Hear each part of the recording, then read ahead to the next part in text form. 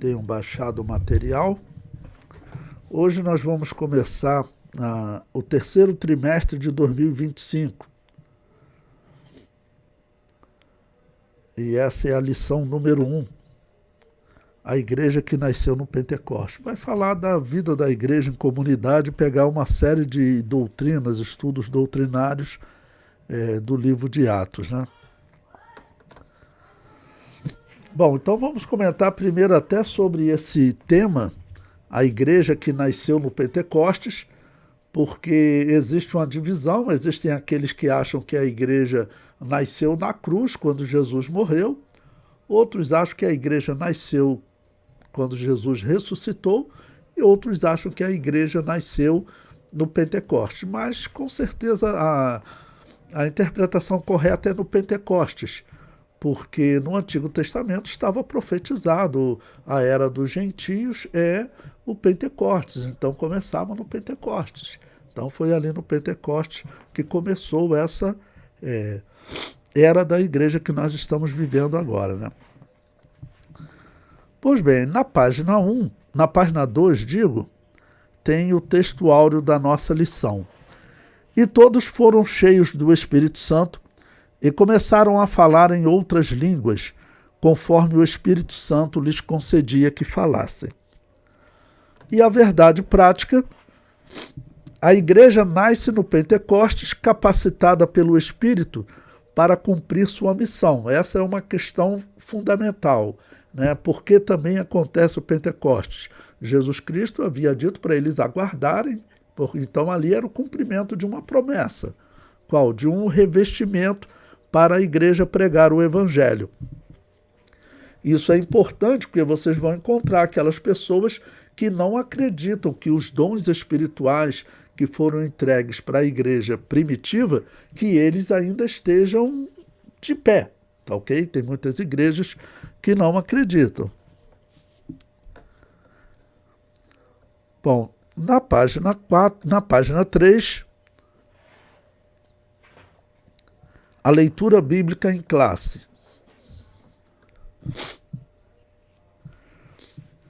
Cumprindo-se o dia de Pentecostes, estavam todos reunidos no mesmo lugar, e de repente veio do céu um som, como de um vento veemente e impetuoso, e encheu toda a casa em que estavam assentados. E foram vistas por eles línguas repartidas como que de fogo, as quais pousaram sobre cada um deles. Bom, então essas línguas, aqui línguas de fogo, são línguas espirituais, tá ok? São as línguas espirituais. Alguns vão argumentar que eles estavam falando latim, árabe, grego, porém isso não pode ser classificado como línguas de fogo. Então, línguas de fogo, é claro que está falando de algo sobrenatural. É a interpretação natural. Versículo 4. E todos foram cheios do Espírito Santo e começaram a falar em outras línguas, conforme o Espírito Santo lhes concedia que falassem. E em Jerusalém estavam habitando judeus, varões religiosos de todas as nações que estão debaixo do céu.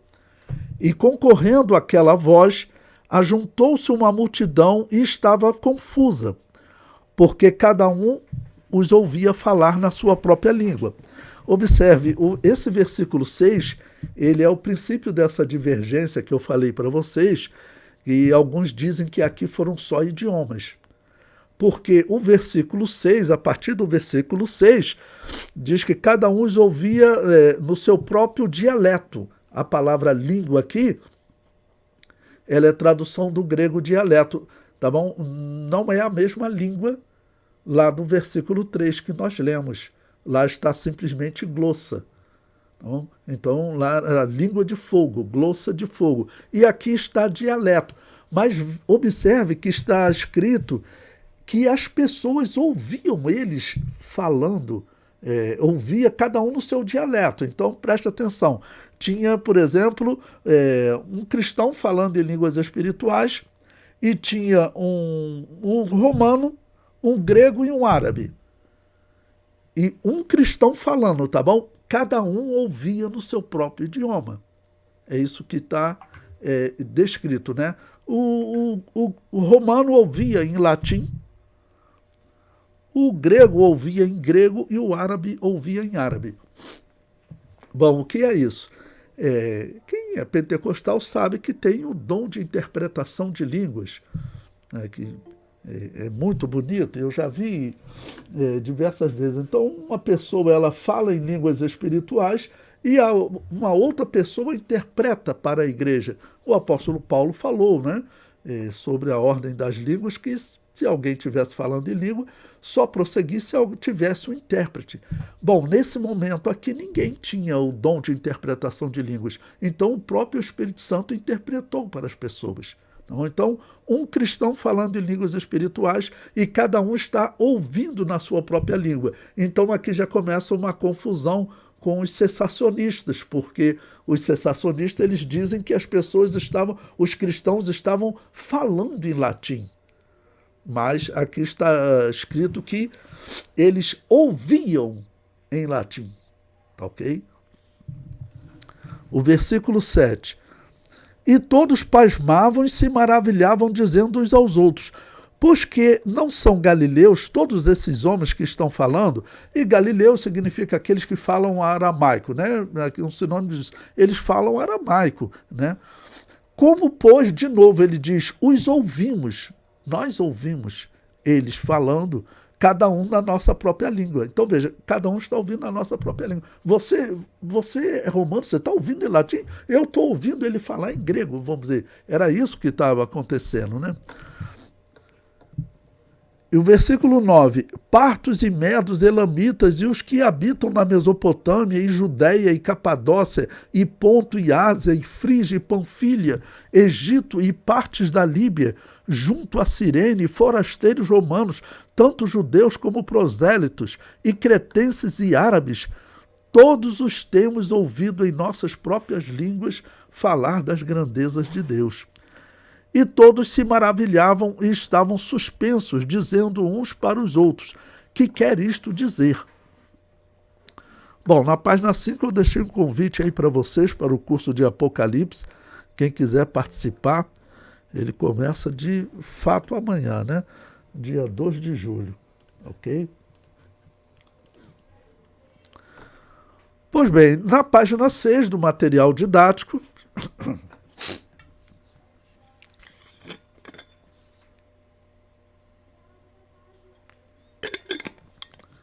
prossegue, o versículo 13.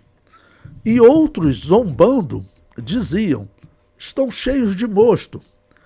Pedro, porém, pondo-se em pé com os 11, levantou a voz e disse-lhes, varões judeus, e todos os que habitais em Jerusalém, seja-vos isto notório, e escutai as minhas palavras. Então, o apóstolo Pedro vai fazer um bonito sermão exatamente sobre o que estava acontecendo ali no Pentecostes. Bom, o comentário na introdução diz: a igreja nasceu no dia de Pentecostes. Esse evento marcou o início de uma nova era, a era da igreja. O Pentecostes era uma das festas mais importantes dos judeus e acontecia 50 dias depois da Páscoa. Isso aqui está errado, né? Na verdade, são 50 dias depois das primícias. Essa é a definição correta. Mas como a Igreja Católica mudou a data da Páscoa para o domingo, para cair sempre no domingo, então a Páscoa o Pentecostes passou a ser contado na Páscoa Católica a partir vamos dizer, desse domingo, de 50 dias seria o Pentecostes. Mas, na verdade, o Pentecostes acontecia 50 dias depois das primícias.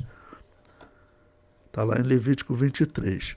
E prossegue. Foi nesse dia especial que Deus derramou o Espírito Santo sobre todos os discípulos, batizando-os.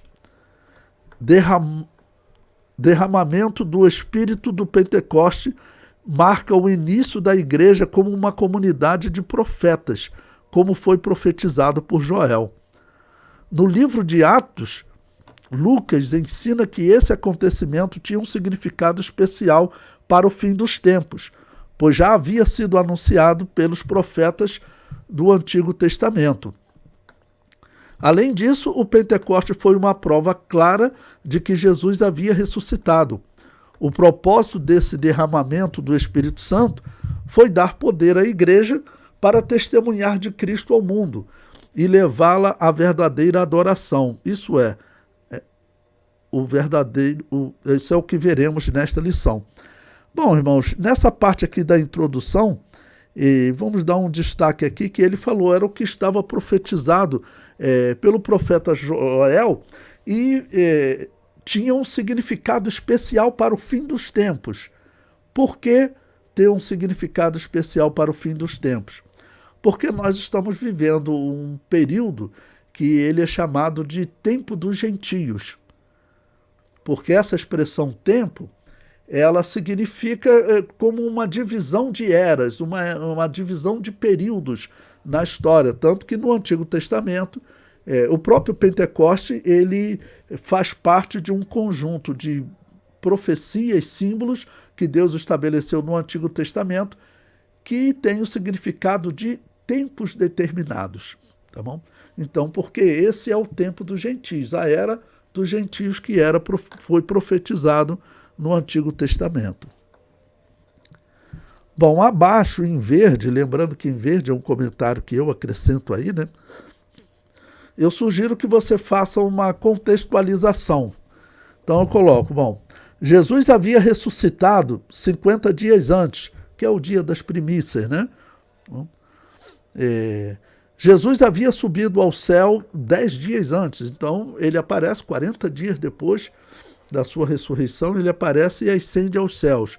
Então, a igreja está nascendo desses 50 dias depois da ressurreição, porque era o que estava profetizado exatamente nos tempos determinados de Levítico 23. Mais abaixo eu comento. O Pentecostes é um revestimento de poder prometido por Jesus como um diferencial para a pregação do Evangelho e o enfrentamento do reino das trevas. Vamos dizer, essa é a mensagem principal, né, do revestimento que a igreja recebe no Pentecostes. Existe um propósito especial. Por isso que eu disse para vocês, não é possível que a igreja viva sem os dons espirituais. As igrejas como Lutero, né, e Calvino, que desenvolveram a teoria de que os dons cessaram, porque foram eles que desenvolveram. A Igreja Católica sempre acreditou nos dons espirituais. Mesmo ela, paganizada, como que alguém vai desacreditar nos dons espirituais? Vamos considerar. Isso é um pecado grave, isso é um erro grave. Não? Então, nós necessitamos desses dons para pregar e para enfrentar o enfrentamento do reino das trevas, né? Em Lucas 24:49 diz: e eis que sobre vós envio a promessa de meu Pai. Ficai, porém, na cidade de Jerusalém, até que do alto sejais revestido de poder. E comento, Jesus descreveu a promessa que se cumpriu no dia de Pentecostes como um revestimento de poder. O termo revestimento é tradução do grego enduo e era utilizado para descrever o sujeito que se revestia de algum atributo ou característica especial. O termo era aplicado ao homem que se revestia de audácia, fortaleza e nobreza, né? Então, o termo ele tinha esse significado, um revestimento, algo que não era seu e você agora recebe esse revestimento, que vem também de uma veste. Tá bom? Atos 1, versículo 8. Mas recebereis a virtude do Espírito Santo que há de vir sobre vós, e ser-me-eis testemunha, tanto em Jerusalém, como em toda a Judéia e Samaria, até os confins da terra. Então veja como o testemunho está ligado ao conhecimento da verdade. Isso é próprio do cristão. O cristão, quem conhece essa verdade, ele quer logo levar essa mensagem a todos, todos que ele puder salvar, porque a mensagem do cristianismo é o quê? Essa mensagem é urgente, porque isso pode mudar a vida de uma pessoa em poucos minutos. Então, por isso, Jesus, em certo momento, fala, ó, vocês devem subir sobre os telhados e anunciar isso, porque a mensagem ela é urgente, é emergencial. Né? Aí eu comento mais abaixo. O termo virtude, neste versículo, deriva do termo grego dunamis, do qual deriva o termo dinamite. A promessa aos cristãos é um poder que faz explodir o reino das trevas. Né? Então, irmãos, até é uma comparação, eu vou até sugerir a vocês que concluam a lição fazendo uma comparação, mas eu já vou antecipar aqui agora, mas para os seus alunos, deixe para uma questão final. No final da lição, exatamente pedir eles para fazer uma comparação entre o poder que, por exemplo, os profetas do Antigo Testamento tinham à disposição deles, até João Batista, com o poder que foi entregue à igreja. Tá bom? Então, esse poder ele é simbolizado nessa palavra, né? Dunamis. E eu comento, o mesmo termo é utilizado para o poder à direita de quem Jesus se assenta. Veja que eu botei palavra poder aí, com letra maiúscula, porque eu até coloquei abaixo a tradução da Bíblia de Jerusalém.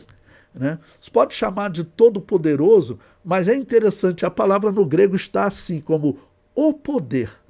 Esse é como um título, né? Todo-poderoso também é um título, mas eu gostei da expressão assim, o poder, tá bom? Então o termo é utilizado para o poder à direita de quem Jesus se assenta. Está lá em Mateus 26, 24, olha. Jesus respondeu, vereis o Filho do Homem sentado à direita do poderoso, como a Bíblia de Jerusalém traduz, e vindo sobre as nuvens do céu. Então, ele está assentado à direita do poderoso ou do poder. E o que está no grego? Essa mesma palavra dunamis. Ou seja, está ligando realmente a um poder vindo de Deus. Né? E comento mais abaixo. Esse poder prometido é entregue na forma dos dons espirituais no dia de Pentecostes. As línguas espirituais faladas no dia de Pentecostes aparecem na lista dos dons espirituais, quando Paulo fala de variedade de línguas e interpretação das línguas. Então, inclusive a gente utiliza essa necessidade de interpretação das línguas para mostrar que não pode ser línguas naturais. Não pode ser simplesmente falar, por exemplo, holandês. Se você fosse lá na igreja, né, e você começasse a falar, alguém na igreja começasse a falar em holandês, as pessoas entenderiam. Mas o que está escrito é que é necessário uma interpretação. Então, quando você estiver numa igreja, seja na Holanda, seja no Brasil, em qualquer lugar, e você começar a falar em línguas espirituais, existe a necessidade de haver uma interpretação para as pessoas que estão te ouvindo. Né? Capítulo 1. A natureza do Pentecostes bíblico. Número 1.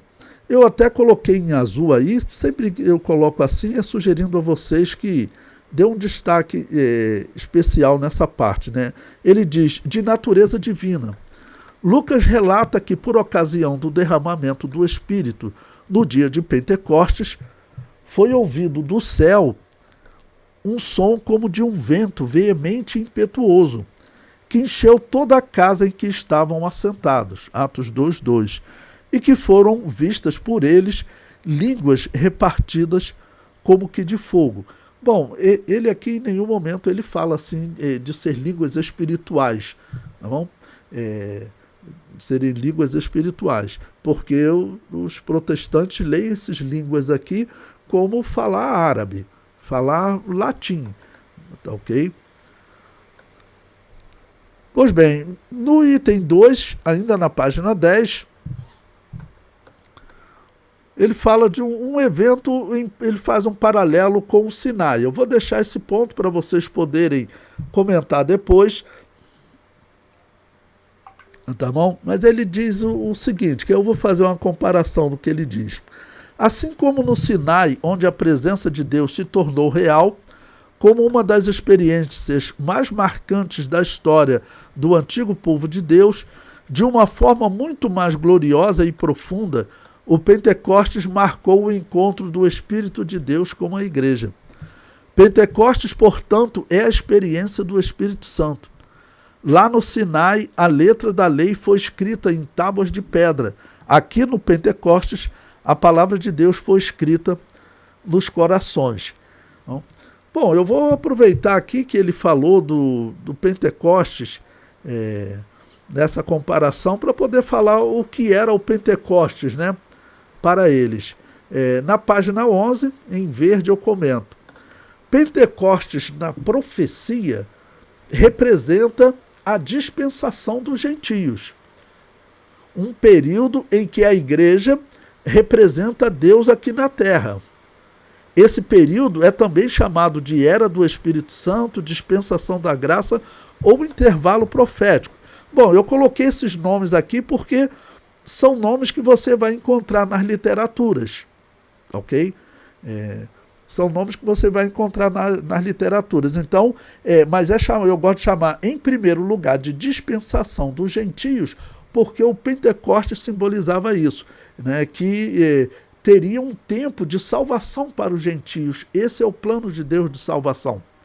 Então, teve um tempo de Israel, que é interessante, que durou cerca de 2000 anos. E, rapaz, acabou a luz aqui em casa. Não sei se vai interferir na gravação. Bom, então, retornando, teve um tempo de Israel que durou cerca de 2000 anos, desde a criação, desde a chamada de Abraão até a morte de Jesus, foram cerca de 2000 anos, tá ok?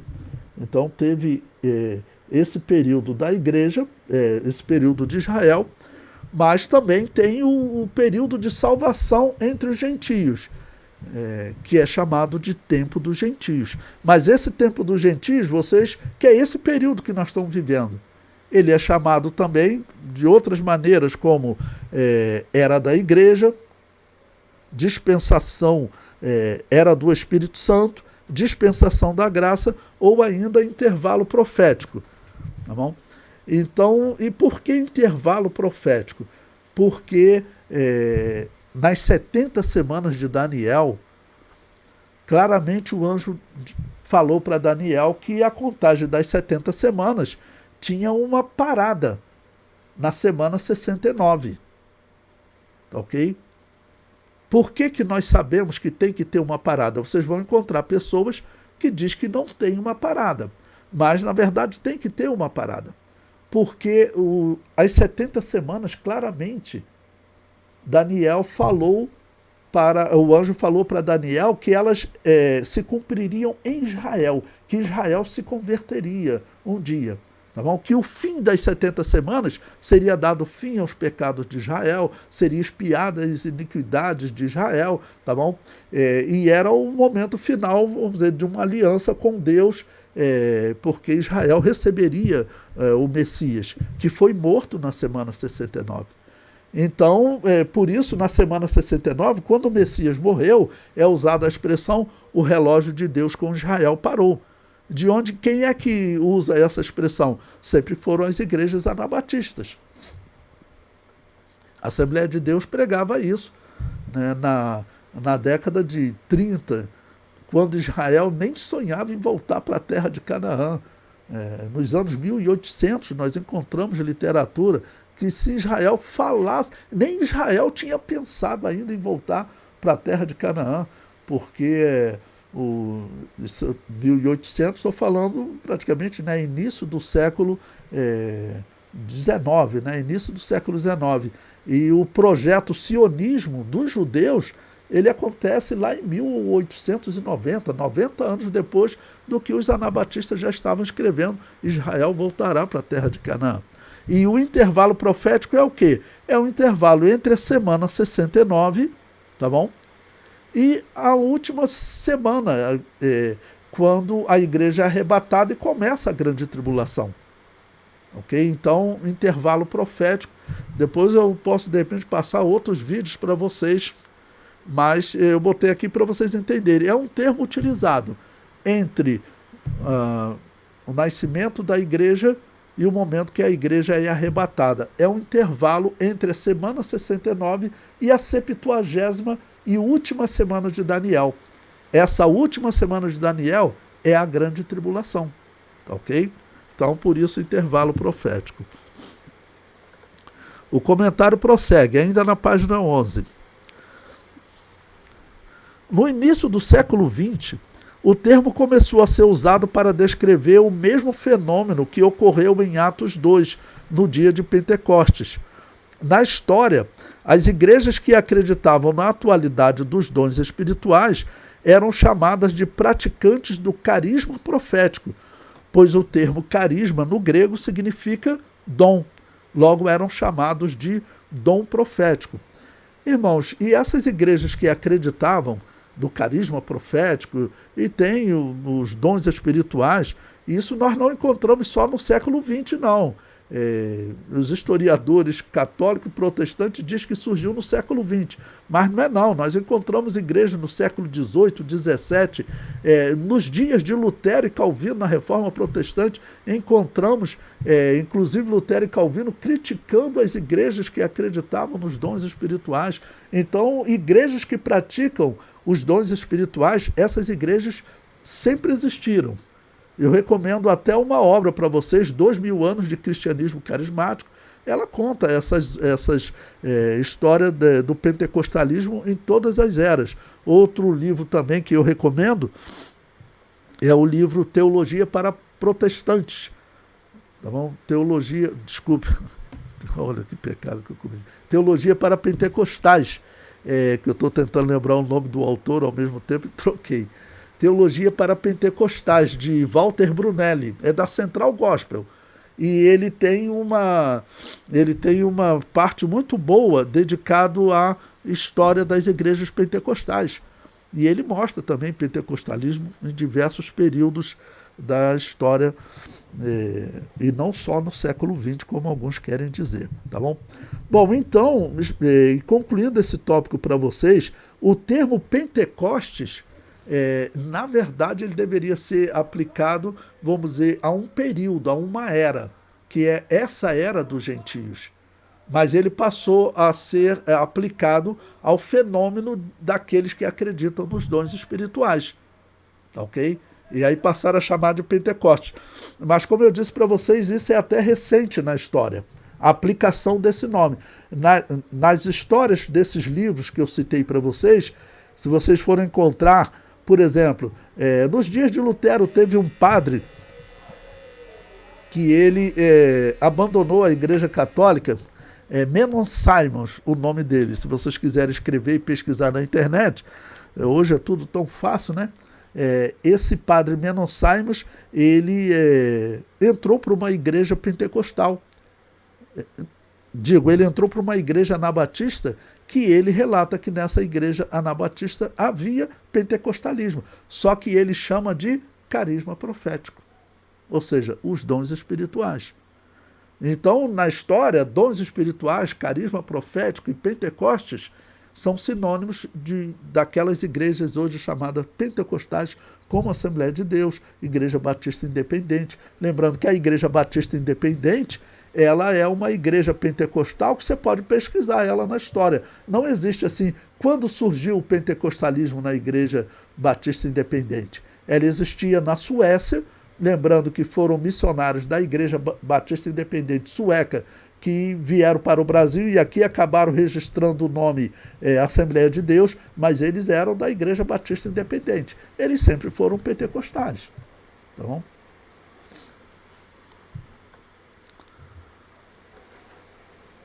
Pois bem, no finalzinho da página 12, eu coloquei uma parte aí da revista em azul que ele comenta, início da página 12.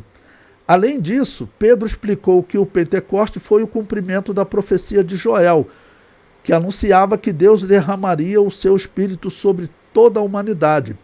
Quando Pedro usou a expressão nos últimos dias, ele mostrou que esse evento tinha um significado escatológico, ou seja, estava ligado ao plano de Deus para os tempos finais. Essa aqui é uma questão muito delicada, irmãos, né? Porque eu destaquei aí, porque você tem que conseguir explicar para os seus alunos alguns pontos nessa profecia de Joel que não se cumpriu no dia de Pentecostes. Porque Joel, a profecia dele, ele diz que o momento em que o Espírito Santo vai derramar os dons, tá bom? E jovens e velhos recebendo dons, tendo sonhos, visões, ou seja, Deus falando com os homens, tá bom? Esse momento, o profeta Joel diz também que aconteceria sinais no sol e na lua. O próprio apóstolo Pedro, no momento que ele fala, citando essa profecia de Joel, ele fala também dos sinais no sol e na lua. E você tem que explicar para o seu aluno na sala de aula por que o apóstolo Pedro falou de sinais no sol e na lua que não se cumpriram naquele dia. Tá ok? Pelo seguinte, porque a profecia de Joel, irmãos, na verdade ela teve um cumprimento parcial no dia de Pentecostes. Porque a profecia de Joel, ela está mesmo direcionada a Israel. Então, toda a profecia de Joel está ligada a Israel e a conversão de Israel no fim da grande tribulação. Quando durante a grande tribulação tem sinais no sol e na lua. Só que como Israel começará a se converter, então durante a grande tribulação, eles começarão a receber sonhos e visões. Que a Bíblia fala de uma conversão, até por fim ser uma conversão em massa de Israel. O apóstolo Paulo falou claramente que por fim todo Israel será salvo. Então isso é importante porque tem pessoas falando para os seus alunos, isso está muito comum na internet, tá bom? Que Israel não é o relógio de Deus e que nós não devemos olhar para Israel como um sinal do fim do tempo dos gentios, como o fim da era da igreja. Ou seja, eles estão tentando convencer a Assembleia de Deus de parar de pregar o que ela sempre pregou. É isso que eles estão tentando convencer, né? Mas nós não vamos cair nessa história. Eu sempre cito para vocês, a história está a nosso favor, porque há 100 anos, as igrejas que geram a Assembleia de Deus, e a Assembleia de Deus, lá na década de 20, 30, eu cito o missionário Lourenço Ouço, diretor do seminário que eu estudei, quando ele veio para o Brasil, em 1938, eles pregavam o quê? Que Israel um dia voltaria para a terra de Canaã. Só que Israel estava sendo morto na Europa. Ou seja, eles pregavam o que parecia ser algo totalmente contrário à realidade. Israel estava começando a ser perseguido por Mussolini, depois Adolf Hitler, e sendo morto. E eles aqui no Brasil pregando, olha, Israel um dia vai fazer aliança com o anticristo, um dia Israel vai acabar por esse erro, permitindo que o anticristo leve uma abominação desoladora ao templo. Então o templo será reconstruído. Então, essa mensagem, toda ela está ligada a essa profecia de Joel também. Porque essa profecia de Joel diz que os sinais no sol e na lua acontecem quando? Na grande tribulação. Foi isso que a Assembleia de Deus sempre pregou. Tá ok? Então, é importante. Aqui no Pentecostes, essa profecia de Joel, ela se cumpriu parcialmente. Eu comento abaixo, em verde, né? O Pentecostes era o quarto tempo determinado de Levítico 23 e anunciava o tempo dos gentios, que é também chamado de Era da Igreja. Então, essa Era da Igreja que nós estamos vivendo, ele é chamado de Tempo dos Gentios. E para falar sobre arrebatamento, já que tem tantos contradizendo, esse aqui é um ponto muito importante para nós até argumentarmos a favor do arrebatamento pré-tribulacionista, antes da grande tribulação. Por quê? Porque o tempo dos gentios começou com uma interrupção da era de Israel. Essa interrupção é mostrada quando? Nas 70 semanas de Daniel. são 70 semanas? Pois bem, o anjo falou claramente, 69 semanas se cumpriram, o Messias morreu. E aí começou a era dos gentios. Então a era dos gentios, ela interrompe a era de Israel. Tá bom? Elas não acontecem em paralelo. Por isso, então, faz sentido nós acreditarmos também que a era dos gentios termina antes que a era de Israel recomece. Porque a grande tribulação é um recomeço na era de Israel. Bom, se a era dos gentios, então, termina para o recomeço da era de Israel, faz sentido nós acreditarmos também que a igreja é arrebatada antes desse reinício da era de Israel. Isso você pode ver harmonia nessa interpretação. Essa interpretação tem harmonia. Aqueles que dão volta para não para acreditar que a igreja passa na grande tribulação, complica, porque a igreja teria que a era dos gentios está acontecendo, então, ao mesmo tempo que a era de Israel. E não faz sentido, já que a era dos gentios é uma interrupção da era de Israel. Bom, e comento, o último dia de Pentecostes aconteceu em 8 de junho de 2025, o último Pentecostes, né? 50 dias depois das primícias. As primícias foram no dia 20 de abril e o Pentecostes no dia 8 de junho. Bom, na página 13, o propósito do Pentecostes bíblico. Bom, número 1, promover a verdadeira adoração. Eu coloquei até em azul, para nós podermos ganhar tempo, já tem 36 minutos. Eu vou deixar essa parte para vocês lerem depois, tá bom? E vou só completar abaixo aqui, olha.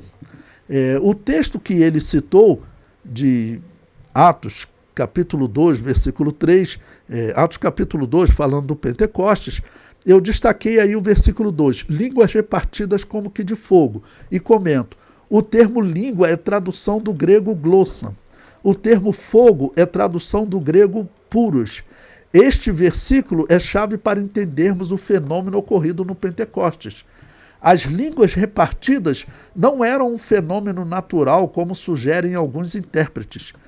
Elas recebem a descrição como sendo línguas de fogo. Falar em árabe, grego ou latim não pode ser descrito como língua de fogo. Logo, o fenômeno que se seguirá, descrito nos versículos 5 a 11, é um segundo fenômeno e não o mesmo descrito no versículo 3. Qual é o segundo fenômeno? Os dialetos, que eles falam que seria o que eles estavam ouvindo. E eles erram quando eles pensam que os cristãos estavam falando em outros dialetos. Não, os outros dizem que eles estão ouvindo, tá bom? O batismo com fogo foi profetizado por João, está aí Mateus 3,11. Para o leitor entender a simbologia do fogo neste versículo de Mateus, é necessário ler o versículo seguinte. Bom, eu expliquei isso aqui também porque vocês vão encontrar dois pensamentos sobre o que significa o batismo de fogo que João Batista anunciou. Eu defendo que batizará com o Espírito Santo e com fogo são duas coisas positivas. Tá bom? Estão ligadas a promessas. João diz, olha, eu estou trazendo algo bom, mas ele vai trazer duas coisas ainda melhores. Batismo no Espírito Santo e no fogo. Essa é a minha interpretação. Mas vocês vão encontrar alguns que dizem que o Espírito Santo e o fogo representariam, na verdade, algo positivo e negativo. Assim, ele vai vos batizar no Espírito Santo, mas também fogo simbolizando juízo. E por que eles concluem que seria fogo simbolizando juízo? Por causa da interpretação do versículo 12. Então eu vou explicar esse versículo 12 para vocês. Ele diz o seguinte, olha, então vai batizar no Espírito Santo e no fogo. Em sua mão tem a pá. É a continuação do versículo 11. E limpará sua eira. E recolherá no celeiro o seu trigo, e queimará a palha com fogo que nunca se apagará. Bom, o que significa isso? Primeiro, o fogo que nunca se apagará, eles assumiram como sendo o fogo do inferno. Mas não significa isso só. Tá bom?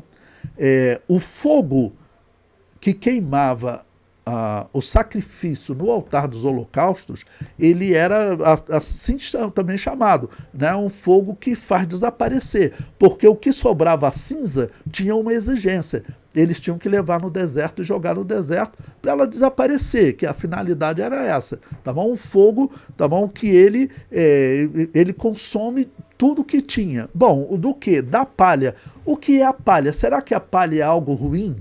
Não, a palha não é algo ruim. A palha, ela tem até uma função na vida do trigo, vamos dizer, por um determinado momento. A palha, ela faz parte do trigo, ok? O problema é que a palha, ela protege o trigo por um determinado momento, ela faz parte do trigo, ok? Mas tem um momento, para que o trigo se torne alimento, você tem que tirar a palha do trigo, ok? Então, a palha não significa algo ruim. A palha, ela é algo positivo, ela é algo bom.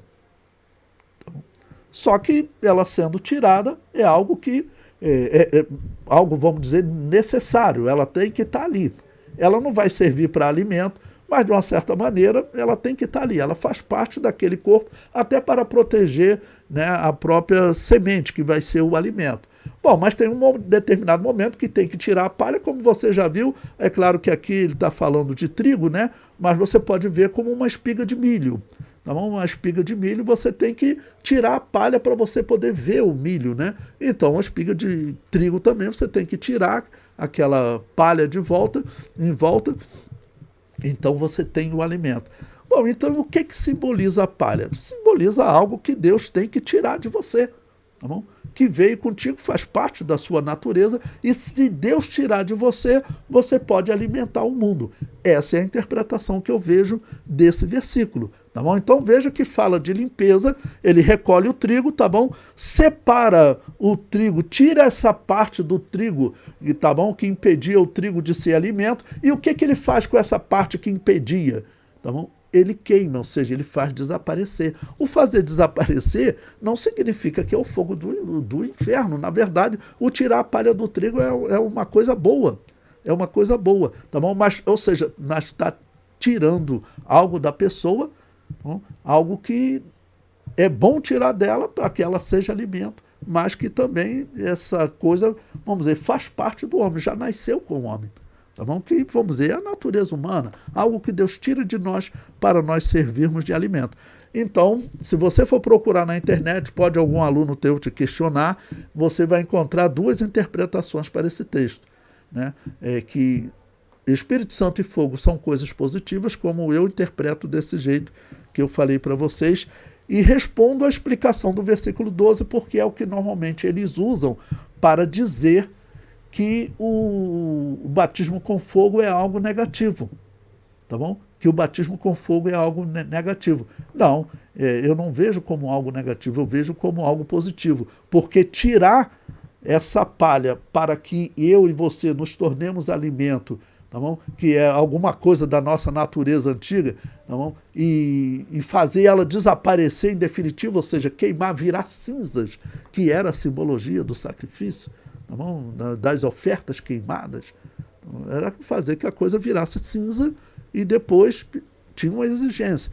Olha, o sacerdote tem que levar no deserto, porque o vento bate e ela desaparece. Então simbolizava um perdão perfeito, ok? Eu comento então abaixo. A palha é o que sobra do processo de limpeza do trigo, com a finalidade deste se tornar um alimento. A extração dessa palha simboliza a extração de alguma parte da nossa natureza humana, que faz parte de nós, assim como a palha faz parte do trigo. A palha ser queimada significa que Deus tirará essa nossa natureza velha e nos dará uma natureza eterna, ou seja, alguma coisa está sendo tirado de nós por toda a nossa vida, até que um dia nós vamos ter a natureza, vamos dizer, eterna, ok? Pois bem, ainda na página 15, eu já comentei um pouco sobre esse tema para vocês, poder para testemunhar.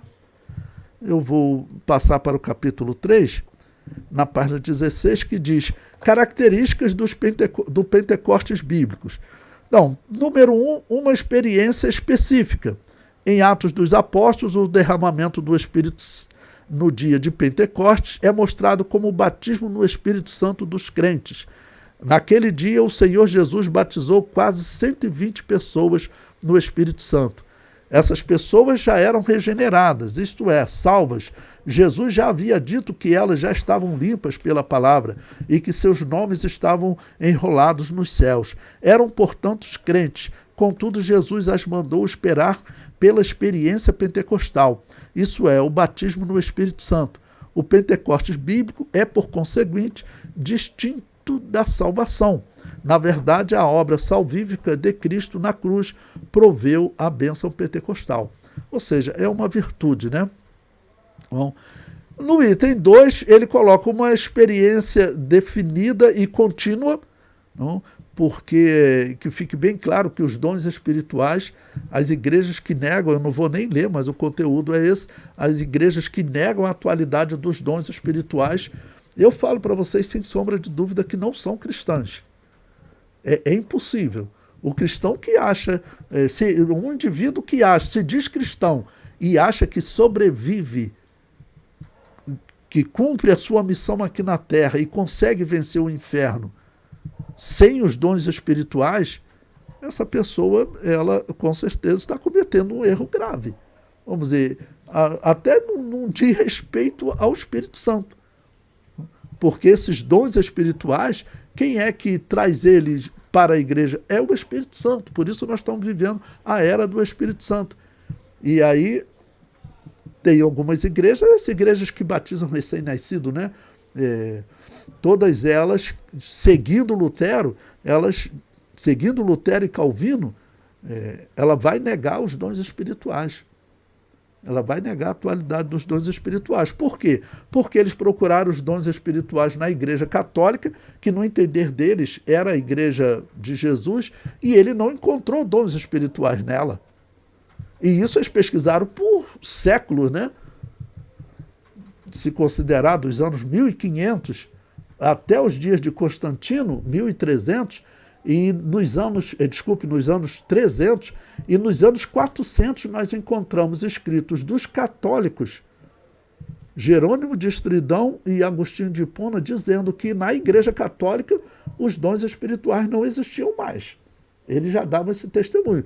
Aí Lutero e Calvino falaram, bom, como explicar que os dons espirituais não existiam mais? A única explicação é que foi só para a igreja primitiva. E depois a igreja não precisou mais. Essa foi a explicação também de Agostinho de Hipona, né? E Lutero e Calvino seguiram essa explicação. Eles disseram, e seus seguidores dizem até hoje, os dons cessaram. Então, que fique bem claro que é contínuo. A igreja não sobrevive sem os dons espirituais. Tá bom? Bom, no item 3, na página 17, as línguas e o amor. A evidência física inicial ou sinal do batismo no Espírito Santo foi o falar em outras línguas. Bom, eu falei aqui de novo, ele não fala bem claro em línguas espirituais. Essa mensagem aqui fica meia de dupla interpretação, porque se você for falar com um protestante, ele fala também, eles falaram em outras línguas. Mas quais línguas? Línguas espirituais ou eles falaram só em latim e árabe? O protestante vai falar, as línguas que eles falaram é latim e árabe. Por isso que eu estou dizendo, a revista, ela parece que ela não toma posição. E isso é ruim, porque em 2011 saiu uma revista de escola dominical que ela defendeu abertamente que não houve manifestação de línguas espirituais. Ela defendeu isso abertamente. Depois eu coloco no grupo para vocês o texto da revista. Ela defendeu isso, que é claramente uma mensagem protestante, né? Para vocês verem que isso não vem de agora. Para vocês verem que essa influência está sendo colocada aos poucos. Na época eu fiz comentários no seminário, com os meus alunos, tudo, mas hoje com a internet, que bom que a mensagem está indo para mais pessoas, né? Então, mas eu mando para vocês, em 2011 eles defenderam abertamente que lá em Atos 2 foram só idiomas, dialetos comuns. Bom, eu coloquei aí no final da página 17 para vocês uma coisa interessante, como que a igreja primitiva não romana, né, que já tinha a igreja de Roma lá nos anos 200, 207, já tinha algumas heresias, mas tinham igrejas que não seguiam as heresias de Roma, né, como a igreja Nova Profecia, e teve um membro dessa igreja Nova Profecia no ano 207 da era cristã, era uma igreja pentecostal, tá bom? Esse Tertuliano escreveu uma obra, então ele comenta como a igreja via o Pentecostes, tá bom? Ele diz o seguinte, olha, da mesma forma, também no período de Pentecostes, qual período distinguimos pela mesma solenidade de exultação? Então ele diz o seguinte, a igreja primitiva, como, vamos dizer, o Pentecostes foi especial para ela, deveria ser especial para a igreja hoje, porque foi o dia que a igreja nasceu. Nós podemos celebrar o dia e hora do nascimento da igreja. Por exemplo, dia 8 de junho, a igreja fez 1996 anos.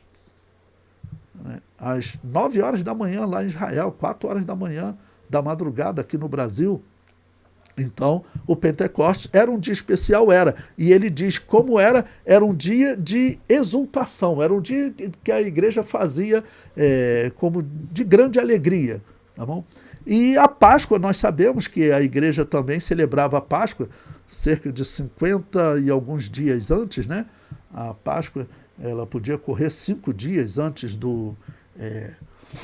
das primícias, podia ocorrer até 7 dias antes das primícias. A Páscoa, esse ano ocorreu 7 dias antes das primícias. Ela ocorreu no dia 13 de abril e as primícias ocorreram lá no outro domingo, no dia 20 de abril. Bom, então é interessante essa citação desse Tertuliano. Tá bom? Na página 18, ele coloca um texto aí sobre o falar em línguas, que ele diz, falar em línguas é o sinal inicial do batismo no Espírito Santo. Serve como manifestação externa do Espírito e acompanha o batismo ou imersão no Espírito. Para Pedro, o sinal milagroso demonstra a plenitude do Espírito. Ele aceita línguas como evidência de que os 120 foram cheios do Espírito. Como sinal inicial, as línguas transformam uma profunda experiência espiritual num acontecimento reconhecível, audível e visível. Os crentes recebem a certeza de que foram batizados com o Espírito Santo. Eu sempre digo para vocês, não é errado, mas o melhor foram batizados no Espírito Santo, porque lembrando que batizados é mergulhados, então foram mergulhados no Espírito Santo. Não, porque representa algo realmente para iniciar a pregação do Evangelho, um poder para iniciar a pregação do Evangelho. O próprio Jesus não falou em línguas, nem mesmo no Rio Jordão. Sua unção especial foi normativa para seu ministério, mas o derramamento do Espírito em Atos 2 é normativo para os crentes. A distinção entre Jesus e os crentes é que ele inicia a nova era como Senhor.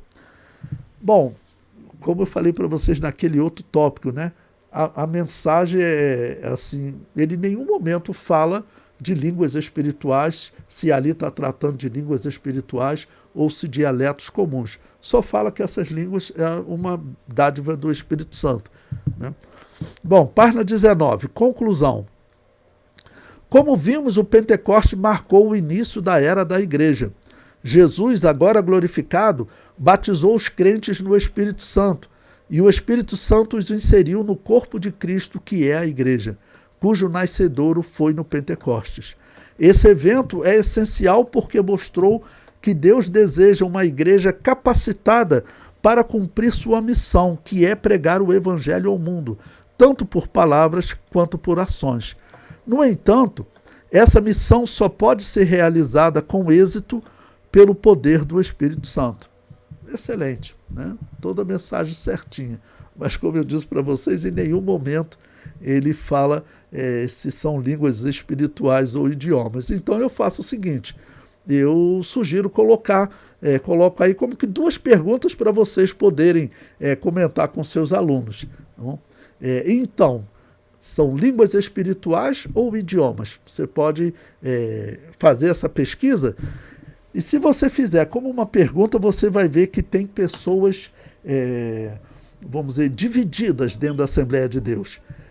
Por quê? Porque tem igrejas Assembleia de Deus que elas estão pregando abertamente, como eu disse, a revista Escola Dominical em 2011, ela defendeu que em Atos 2 ocorreram só idiomas. Isso foi defendido na nossa revista de Escola Dominical em 2011.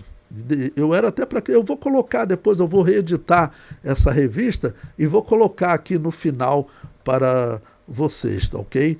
Como ela estava. Bom, aí depois do questionamento, né, eu coloquei uma explicação para você poder ler para ele, para você também poder repetir aqui para entender. Diz o seguinte: explique aos teus alunos que em Atos 2, no dia de Pentecostes, ocorreram 2 fenômenos. No versículo 3, diz que foram repartidas línguas de fogo, que também são chamadas de línguas espirituais. No versículo 6 a 8, enquanto os irmãos falavam em línguas espirituais, os homens que estavam presentes os ouviam em seus dialetos. Os ouviam em seus dialetos. É isso que está escrito, que eu mostrei textos também para vocês durante a aula. É só voltar lá. E no finalzinho da página 19 também eu coloco uma outra questão para vocês colocar para os seus alunos. Conclua a sua aula propondo aos alunos que façam uma comparação entre o poder que foi disponibilizado para os profetas e todos os homens de Deus no Antigo Testamento e o poder disponibilizado para a igreja. Questione eles, o que você acha? É o mesmo poder, ou o poder que a igreja tem é superior, ou os profetas do Antigo Testamento tinham um poder superior. Coloque eles para participar. E eu coloquei aquilo que eu acredito ser a resposta para essa pergunta. A unção da igreja é maior do que a unção que estava sobre Israel. A unção dos cristãos é maior do que a unção que estava sobre Abraão, Moisés, Davi ou João Batista. Essa superioridade se deve ao fato da nossa unção ter sido recebida após a morte expiatória de Jesus Cristo. Tá bom? Então, como a obra da cruz já tinha sido realizada, Jesus conseguiu formar aqui na terra, o que é a igreja, é o que? É um corpo espiritual. Israel era diferente, Israel era um corpo civil. E a igreja, como corpo espiritual, é um corpo que está vivendo entre as nações. A força, o poder da igreja é tremendo, porque a mensagem de Jesus a igreja vai viver entre os romanos que querem matar os romanos, porque querem matar os cristãos, porque os romanos são descritos como lobo e a igreja como ovelha. E a igreja tem que ganhar esse lobo para Jesus. E vai para o local de morte pregando o evangelho. Muitos cristãos foram para o local de morte pregando o evangelho. Esse Tertuliano que eu citei para vocês, ele era católico, ele era romano, melhor dizendo, ainda não existia o catolicismo, foi ali próximo do ano 200 da era cristã, que ele viu um pentecostal da Igreja Nova Profecia sendo martirizado e pregando o evangelho para as pessoas, cheia de graça. E a igreja que ele conhecia era a igreja de Roma, que naquele período de perseguição aceitava até sacrificar o demônio para não morrer. Ia para os templos pagãos e sacrificavam para não morrer. Ele abandonou essa igreja de Roma e foi para a igreja Nova Profecia, tá bom?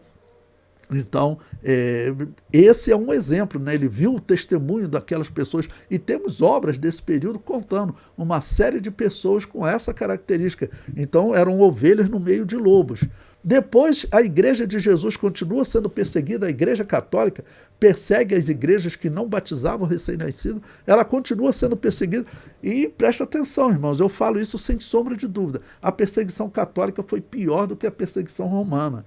A perseguição católica, a Inquisição foi criada para queimar essas igrejas evangélicas que não batizavam recém-nascido e que era pentecostal.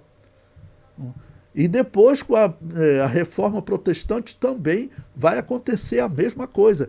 tanto Lutero quanto Calvino, eles vão defender a morte das igrejas que existiam nos dias dele, que eram pentecostais. E nós encontramos críticas, documentos, Lutero e Calvino, dizendo que, no entender deles, qual era o pecado do que acontece na Assembleia de Deus, por exemplo, hoje. Ele faz essa mesma crítica. O que acontece na Assembleia de Deus? Alguém começa a profetizar, você pode observar, é Deus falando na primeira pessoa. Deus fala, meu servo. É Deus falando na primeira pessoa, ok? Bom, e Lutero diz que nos dias dele, então tinham essas igrejas anabatistas, então, que eles falavam e como que Deus falando na primeira pessoa. Ele usa exatamente essa expressão. Então, e eles não aceitavam exatamente essa prática de dizer que Deus fala na primeira pessoa, que é o próprio Deus falando. Eles não aceitavam isso. E por quê? Eles diziam, se você aceitar isso, você está dizendo que essa palavra tem o mesmo poder da Bíblia. Só que nós não dizemos isso e ninguém falava isso na história. Tá bom? Por quê? Porque os pentecostais sempre disseram que a profecia, do dom de profecia, ela está sujeita às Escrituras. Se ela for contra as Escrituras, a profecia não é uma profecia de Deus. Então nós deixamos claro que, apesar de Deus, no dom de profecia, ele falar na primeira pessoa, então, essa mensagem ela tem que ser sujeitada à Bíblia. É isso que nós pregamos. E nós encontramos texto de Lutero e Calvino, e ambos dizendo, né, que pode matar. Era isso que eles falavam mesmo. Tem documento. Calvino, então, recebeu cartas criticando ele por ele ter defendido a morte de pessoas que defendiam uma doutrina diferente dele, por exemplo, sobre a Trindade. E ele respondeu dizendo, não, tem que matar mesmo. Os presbiterianos tentam negar isso, mas é verdade mesmo. Então, e nesse período, sendo morto também pelos luteranos e calvinistas, a igreja continuou existindo. Como aquele padre Menon Simons que eu falei para vocês, ele abandonou a igreja católica porque exatamente ele viu anabatistas sendo mortos pela fé deles, inclusive um irmão dele. Tá bom? E ele conheceu a fé através do irmão dele, que era um anabatista. E esse padre, então, Menon Simons, no dia de Lutero, ele pegou, largou a igreja católica e foi servir numa igreja verdadeira. E nos escritos dele, você pode ler esses livros que eu falei para vocês, tá bom? 2000 anos de cristianismo carismático. Carismático, lembre-se, é carisma profético. Seria o mesmo que 2000 anos de cristianismo pentecostal. E também o livro Teologia para Pentecostais, de Walter Brunelli, okay? Que ele tem um volume especial, tem um capítulo especial, História do Pentecostalismo. E ele mostra pentecostalismo há 200, 300, 400, 500 anos atrás. Isso é sabido, que essa história que o pentecostalismo nasceu agora no século XX, isso aí é invenção de protestante, mas nem de católico, porque o católico ele nunca deixou de acreditar nos dons espirituais. Veja que absurdo, né? Nem a Babilônia apocalíptica desacredita nos dons espirituais. Mas as filhas dela, os protestantes, eles desacreditam na atualidade dos dons espirituais. Por quê? Porque eles procuraram na Igreja Católica e nunca encontraram. Por séculos eles falaram, então deixou de existir. Mas a Igreja Católica agora até disse aí agora que eles agora têm pentecostalismo entre eles também, falam em línguas espirituais e tudo. Isso aí faz parte de um engano. Então vocês tomem cuidado, nós somos pentecostais, mas lembre para os seus alunos que existe até no Brasil um pentecostalismo espírita, muito comum aí, das igrejas reformadas, tá bom? Que são igrejas são as igrejas calvinistas. Pode observar que tá bom? Vamos dar nome aos bodes aqui, como a Igreja Batista da Lagoinha. É uma igreja batista calvinista. Ela junta pentecostalismo com regressão, cura interior, parapsicologia, que é espiritismo velho. Que é espiritismo velho. Então vocês tomem cuidado, porque existe pentecostalismo e pentecostalismo também, né? Tá bom?